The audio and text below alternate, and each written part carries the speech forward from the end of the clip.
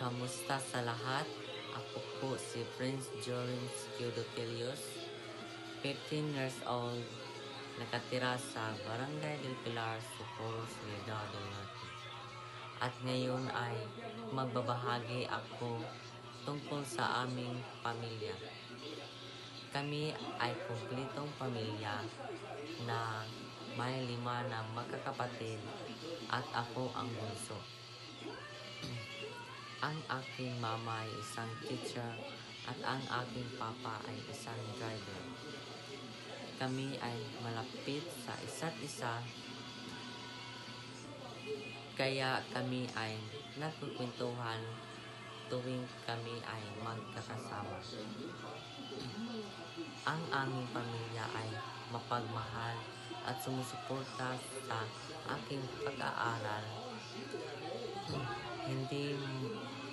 Hindi man kami mayaman, pero mayaman naman kami sa tawa. Ang natutunan ko sa aming pamilya ay dapat hindi suwayin ang utos ng magulang, dahil kapag sinuway mo ito ay magagalit. Pero hindi lahat ng mga magulang.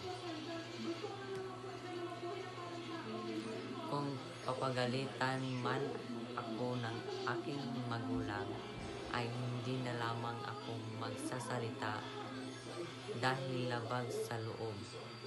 Dahil dapat irespeto natin sila, matanda man o bata.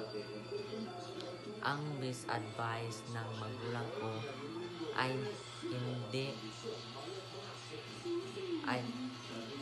ko ay kahit gaano kahirap ang sitwasyon ay hindi dapat kalimutan na may Diyos na gagabay sa atin, at ang worst word ko naman ay ang pagsabihan ng may buot.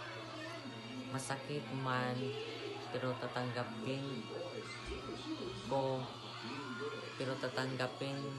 ko dahil totoo naman.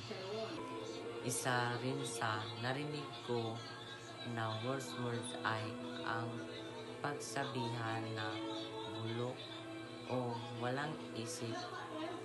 Okay lang sa akin, pero kung sa iba, hindi yun maganda.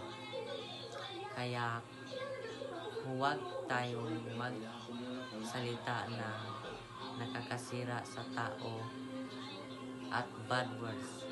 That's all.